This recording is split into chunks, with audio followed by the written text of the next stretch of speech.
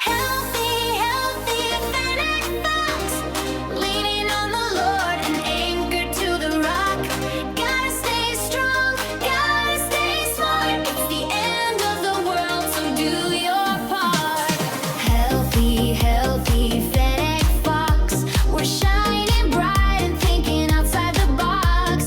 Gotta stay lean, gotta stay quick. Those Templar cyborgs are pretty slick. Healthy, healthy, Fennec Fox. It's the end of the world, so do your part.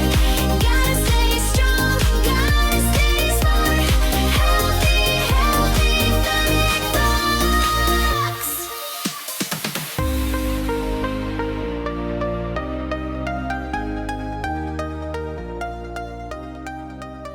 Welcome to part 7, sleep. This part is very relevant to me. It's very important to me because sleep has been quite the adventure for me in the last 5 or 6 years. Now, really quick, I want to make a correction to the last section. It wasn't Ozempic, it was omeprazole. I got those two confused, but it turns out that Ozempic is causing people heartburn symptoms, so probably because it's reducing their stomach acid, who knows. But omeprazole was the one I was thinking of because it's a proton pump inhibitor. Ozempic is not it's a diabetes drug. But anyway, sleep is very important. Sleep is central to what we do because we need rest. Sleep reminds us that we need to rest in God in order to do anything. Rest is the foundation of all things. It's also a picture of the resurrection because when you go to sleep and you wake up, it's just like dying and waking up at the final situation. You can't force yourself to sleep or power through it. You can't, flex and do something to sleep. You have to surrender. And that's a really interesting situation. That the thing that we need most, we need to achieve it through surrender. So this means that sleep inherently, I believe, has a spiritual lesson to teach you. It's not just physical, because it's out of your control. Of course, everything's out of our control fundamentally, but sleep especially, you have to surrender in order to build a relationship with it. If you're missing sleep, then you have to surrender to God to give you rest and trust in His provision. If you're trying to fall asleep, you have to surrender and just fall asleep. That's a profound thought, which means there is a spiritual dimension to sleep and a spiritual work that needs to be done. Certainly in my life, I'm very type A, go-getter, entrepreneurial type, always thinking, always doing something. And up until 2019, I really had no sleep issues. I probably would sleep like a log. I would sleep pretty easily. In fact, one of my favorite things to do was to eat a giant burrito after going salsa dancing and then just knock out, just fall asleep, which is horrible. But my body was in alignment. My hormones, my HPA, everything was in alignment so it could handle something that maybe wasn't the best decision, right? Eventually, my body broke and I couldn't handle those things anymore. And it's been very frustrating. And look, you can plan an amazing day for tomorrow, but if you don't get the sleep that you need, that day just suddenly turns into a very difficult day. And that's the frustrating thing, is that you cannot control that, especially if you're dealing with issues like I've dealt with, HPA imbalances, that sometimes you have insomnia, sometimes you're waking up multiple times. You can't plan reliably for the energy you're going to have tomorrow. And that's a journey. That is a journey of trust. And it also is very important for your health routine overall to get good sleep and good rest. Countless times I've woken up and I did not have energy for that day, that I planned some big things. And in my case, it's always on days when I need to perform. Always when I had to do something, to record, to work out, whatever, something important, the energy was always challenging me, which always means that I had to find my reserves in God and lean on God and thank God for provision and strength, because otherwise I couldn't do it. So this is a constant journey. And again, this is one of those things where in my life, sleep has had a very spiritual component to it. The lack of sleep has really forced my endurance, because in the last 3 years, especially of making all that content, I haven't had the best sleep, folks. I haven't had the best sleep, but the content needed to be made and it needed to be released. So it's been a real journey of endurance. And I thank God for that. But nevertheless, sleep is very important. Nutrition and things you can control, like exercise, walking, your mindset, like read my gratitude book to have good mindset, diet, the dietary choices that you have, the supplements you take, these things you can control. Okay, all those things you can control, so you can focus on those. And even if your sleep is going like this and bouncing around, you can at least have a strong foundation that gives you some level of energy, some level of recovery, some level of anti-inflammation, some level of protection for your brain health and everything else, because sleep you can't count on. And that may just be the case sometimes. If I didn't do all the things that I do today, the sleep issues that I've had would have caused way more problems. Way more. Guaranteed. It's actually a miracle, to be honest with you, that I'm not hugely overweight, or I'm not insulin resistant, or my blood pressure isn't super high or whatever else, based on the crappy amount of sleep that I've had and the crappy sleep performance that I've had over the last 5 years. It's actually a miracle, and it's a miracle of God. And again, I believe God was acting in my life through the discipline that he gave me, through the supplements, through the resources, through the knowledge. So these things can work, and they can help offset the effects of cortisol, HPA imbalance issues, thyroid issues, insomnia. I've had it all. I have a lot of articles on sleep and in the book on the website as well. So I'm here just to summarize a few main points. A couple of supplements for sleep that are very good. This is not an exhaustive list, but this is just a few popular ones that are very low risk, very useful, and they're very good. Glycine, amino acid, 3 to 5 grams at night. Taurine, also another amino acid, 2 to 3 grams at night. Phosphatidylserine, it's a phospholipid, natural compound, about 100 to 500 milligrams per night to help you reduce cortisol to sleep. If you're having that wired but tired feeling, phosphatidylserine can be very helpful. With that, you just have to be careful, because phosphatidylserine can eventually dampen your cortisol response in the morning. So if you start feeling exhausted in the morning, if you start feeling exhausted in the afternoon and you weren't, then ease off, get a lower dose, or stop taking it for a little while and come back, and so on. Magnesium, chelated magnesium, about 500 milligrams per day, minimum. Ashwagandha is a very good herb. Make sure you get it organic, because ashwagandha is a root, and roots absorb lots of heavy metals. So there's that. Melatonin is also a wonderful supplement if you can handle it. I can't handle too much of it, otherwise I start getting diarrhea, because my genes just don't absorb it and process it the same way. And melatonin is actually a gut motility factor. Most of the melatonin is produced in your gut, and melatonin makes your gut move. So if you take too much of it, or I should say if your body can't handle the melatonin, you'll eventually get diarrhea. I haven't found too much research on it, because it's a very unique effect. I found like a few studies that document this effect. But melatonin is a very safe supplement. I have a whole article on the countless research studies done on it. It's a very interesting supplement, anti-inflammatory, protective against cancer, against all kinds of things. It's a very good supplement. If you can handle therapeutic amounts in multiple milligrams, go for it. Especially if you have a good sublingual, then that's good. Don't take the pills where you swallow, because those are not as useful. Sublingual is the way to go. Whether it's a liquid or a tablet that dissolves, that's the way to go. But melatonin is a great supplement. I take about 300 micrograms per night, 300 to 500 micrograms. I wish I could take like 7 milligrams, 8, 10 milligrams, and just have a hugely anti-inflammatory effect. But that just doesn't work. If I do that one night, the next day I'm going to have a nice time at the bathroom. So anyway, probably more information than you need, but it's important to understand that when you're doing these supplements, okay, especially if you haven't done supplements and you're taking a bunch of stuff, you're going to have, a little diarrhea party every now and then. You're going to have to wonder, like, what's giving me diarrhea? Was it the magnesium? Did I take too much of that at one time? Was it the melatonin? Was this? This is a common thing that happens. And you have to learn to find the right dosage for everything that you take, because everything can ultimately lead to diarrhea, which is unfortunate. But these are some time-tested ones. There's a lot more that I talk about in the articles. But I take all of these to some degree every day, and they're great for sleep. They're great for adaptogenic benefits as well, and also inflammation and hormones as well. A couple of other sleep strategies that you can incorporate. A comprehensive nutrition plan obviously is very important, because your body needs to remove inflammation, to produce neurotransmitters, to create all the things that it needs to create hormonally to go to sleep, and to relax. That's very important. Avoiding stress, avoiding caffeine, or avoiding late caffeine if you have to have caffeine. Don't stimulate yourself at night with, all kinds of projects or whatever else. Now, I speak to myself here because I'm entrepreneurial, and sometimes I have to deal with things at 12 midnight. And that's not ideal. I don't want to do that, but sometimes it has to be done. But ideally, you should not do that. Eating too much too soon before bed should also be avoided. Eating a high-carb, low-protein food for dinner is also bad because that means your blood sugar is going to crash very quickly and you'll be hungry again before you go to bed. Then you're going to eat a lot and then you won't be able to sleep. So I've been there, done that.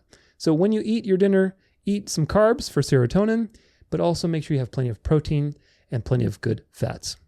Make sure that you are not standing or sleeping next to any sources of EMFs around your head.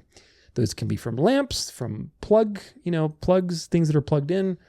You have to use an EMF reader. I use the tri-field meter. It's not anywhere near here. Hold on a second.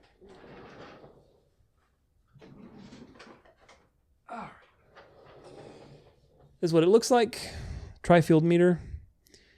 And it's EMF meter model TF2. So you turn it on and it tells you see, there's no EMFs here. If I can, let's see, get it close to the camera. And if I go close to the wall, you can see that, you see it increasing? There's a wall next to me because there's a plug in that wall. And on the other side of the wall, there's a ton of stuff that's plugged in.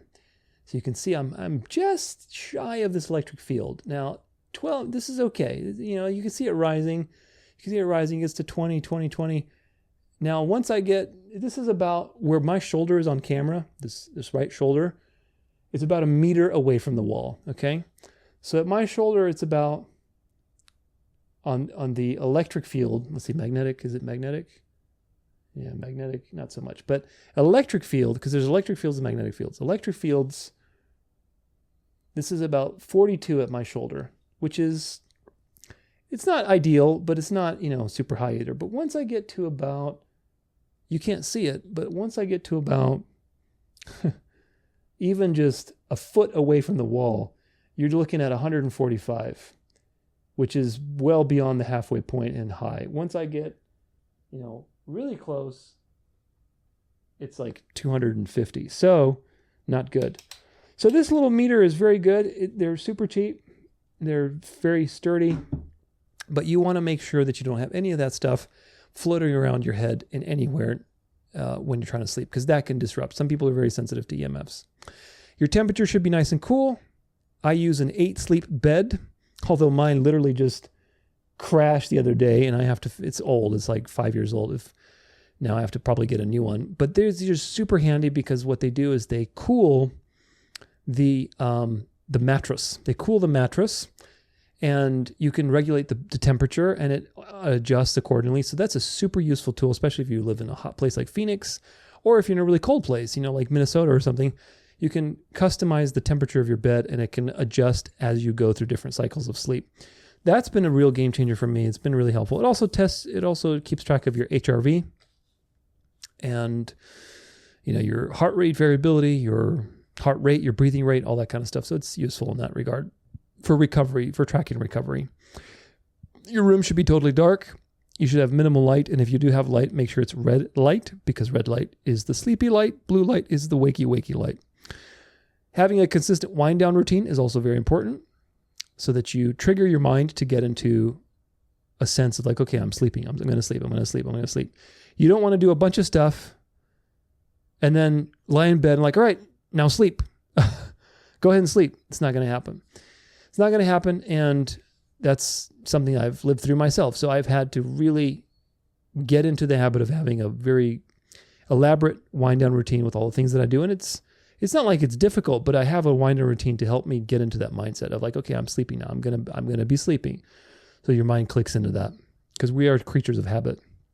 Avoid afternoon naps. I love sleeping in the afternoon, but the problem is if you sleep in the afternoon, all of your circadian rhythm genes are switched. They get affected. And so your circadian rhythm clock goes up. Oh, okay, we got some sleep. Well, let's push back the sleep fatigue. There's a sleep pressure. Sleep pressure is the term. Sleep pressure is the amount of pressure on your body to sleep. When you take a nap, you are reducing the sleep pressure. So when you wake up in the morning, ideally in a perfect body. You have, a nice cortisol spike in the morning. You're hungry. You're awake. You're alert. You feel great. When was the last time you felt like that, right? And over the course of the day, you start to build sleep pressure. Your body is like a clock. It's like unwinding. And towards the evening, you have sleep pressure and you're ready to fall asleep and you just knock out. If you take a nap, that sleep pressure resets or reduces. And so you're going to risk very much having insomnia at night. So avoid naps as much as enjoyable as they are. If you're napping in the afternoon and you're still tired at night, then that means your adrenals are insufficient. There's something going on with your adrenal situation. Ideally, you should also wake up naturally or with some kind of gradual alarm. If you use the 8 Sleep, they have a heat-based alarm where the bed fills with this water, obviously under the mattress cover, and it warms you up. So you warm up by heat, so you wake up gradually rather than some loud noise that jolts your nervous system. So I think that's a great tool. Great tool. Now, how much sleep do you need? The research is not really clear. Honestly, it's not very black and white because there's so many factors. In general, it seems that women need a little more sleep than men. In general, it seems that the older you get, the less sleep you tend to need or get. In my experience, I personally have to get through cycles of 4 or 4.5 hours to feel refreshed. So for example, if I wake up every 2 hours, I'm going to be exhausted the next day. But if I wake up once after 4 hours or 4.5 hours and then go back to sleep and sleep for another 4 hours or something like that, I usually feel great the next day. I don't have any problem the fact that I woke up. So it's not, waking up at night is not so much of an issue, so much as it is the sleep cycles that you get in and whether you got deep sleep or not. Because you can sleep 6 or 7 hours and it can be very shallow, superficial sleep and you don't feel refreshed. I've slept 5 hours before and felt great the next day because I had very deep sleep. So it's, there's no black or white science. Everybody's different. And the times are different for everybody. For me personally, if I can get 6.5 hours of uninterrupted sleep and it's relatively got good REM and deep, I feel like on top of the world. I haven't gotten that too many times over the last 5 or 6 years, but nevertheless, everybody's different. If you find that you need to sleep more than 8 hours, that's a problem. That's a metabolic problem. Your body is fighting some sort of immune system issue or toxic issue or something. You're low and slow. If you find that you sleep less than 6 hours, right? If you're sleeping 4 or 5 and you're waking up, you're zinged out, you are also in a metabolic issue. You have too much sympathetic drive and you are, too stimulated. Your cortisol is too high and you're basically on another side of the adrenal issue, which is the hyperactivity side. Now, when should you go to sleep is another question. Well, everybody has different genetics and, we're all either slightly night owls or more morning persons. However, epigenetics also can affect what you do. If you have certain lifestyle choices, you can orient yourself towards an earlier sleeping time. However, there is some genetic things with your circadian clock and your circadian rhythm in general. So there's some truth to that. I personally naturally find that I sleep around 12 or 1, at night, and I wake up around 8 or 9. That's been my routine for a long time. But my life has always also demanded performing late into the night. Again, when I used to compete professionally, my professional competitions were sometimes at 11, sometimes at midnight, man.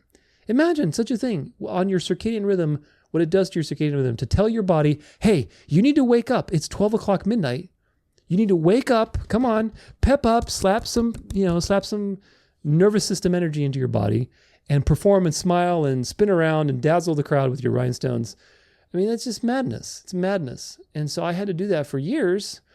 Never mind the nightlife, never mind, teaching late and having to be on all day. I mean, I've had a very dysregulated nervous system. I really have. And of course, it's made me very sensitive. And the HPA issues I have now are no surprise because of those years and years of working my nervous system to the max. So I still go out dancing also, again, with my students, and that's usually till 9:30, 10 o'clock. And that means I have to be on and awake at least until 9:30 with my body. But then after that, you have to eat, you have to, calm down. So that takes another 2 hours. So for me, getting to bed anytime before like 11 is impossible. It's just not possible. Ideally, one day I would like to get to bed around 11:30. I think that'd be great. All the holistic doctors say, oh, for adrenal fatigue, you got to go to bed at 10 o'clock. And, I'm like, yeah, easy to say, bro. Like, that's impossible for me. If I'm the way I am right now, I cannot just suddenly go to bed at 10 o'clock. This is something that if you're trying to go to bed earlier, you have to go little by little. You can't try to change everything suddenly. Every week, change it by 15 minutes and see how that goes. Just change your routine little slightly. And that's the key. For me, I've tried to do that to some extent, but then with all the other stuff that I'm doing, like with the store and the content, it's just been impossible to stick to a routine. I have a routine, but even that sometimes it knocks me off. Something happens and I have to stay later, and then I eat later, then I go to bed later, and just everything's related to everything. So ultimately, everybody's different. You don't have control over certain things. More power to you if you can wake up at 4 a.m. But most of the time, you just don't have a choice on some of the things that happen in your life, whether they're biochemical or they're environmental or they're stress related or whatever else. We don't have control over that. What we do have control over, again, is nutrition, exercise, mindset, all these things that you can control that will create a foundation for you to deal with these ups and downs, which is very important. So it's the important thing is to have right habits. Now let's talk about sleep apnea, because that's also a very common problem, and sometimes it can be very tricky to figure out. There is central sleep apnea, which is nervous system related, and obstructive sleep apnea. Today, we'll talk about obstructive sleep apnea. I have had many instances in my life where I woke up clamping my sheets and my body and everything else to try to breathe.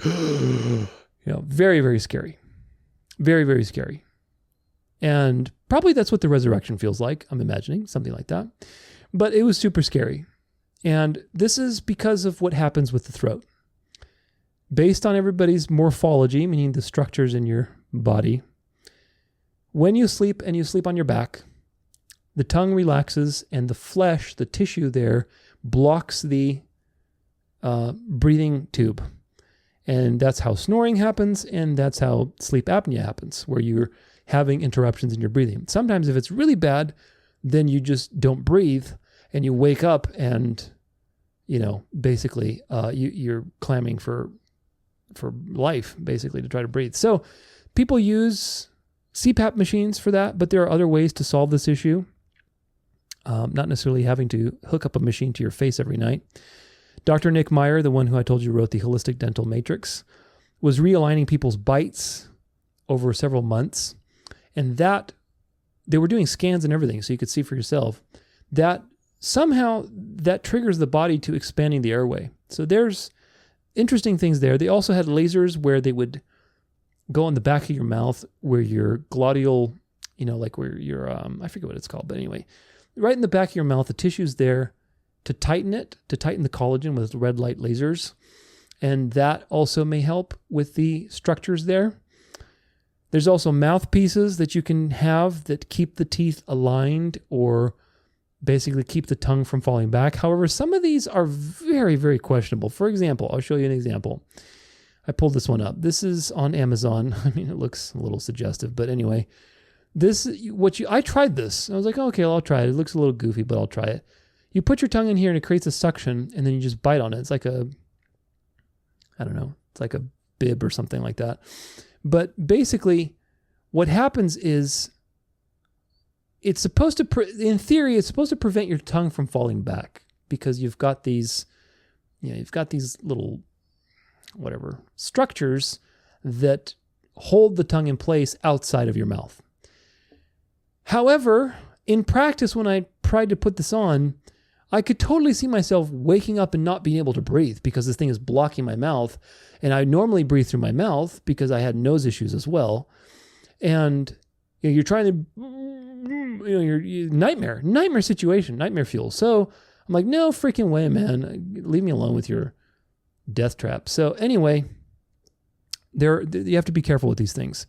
Overly high testosterone can also cause morphological changes to the throat. and be associated with sleep apnea. So if you're on TRT, be careful with that. Vitamin D deficiency, I believe, also is a correlation to sleep apnea. You can get sleep tests on Amazon and just test yourself and get an idea of your sleep and what interruptions are happening. There's a lot of gadgets too, again, like Oura Ring and the 8 Sleep Tracker for HRV, heart rate, disruptions, things like of this nature. You can get a finger oxygen monitor to track your oxygen on a given night, and you can see the report and see if there was a significant drop. That means you weren't breathing. So if you have a lot of those, it's like, oh, okay, no wonder I feel so exhausted in the morning. So that's a good way to diagnose something because, again, you're not conscious when you're sleeping. I also sleep on my side because if I sleep on my back, there's a higher risk of this happening. I'm a side sleeper, but side sleeping isn't perfect either because you have shoulder issues, you have misalignments, it's, neck issues. It's all kinds of nonsense. Sleep is a constant practice. It's a constant practice, and for some, it can be a real struggle.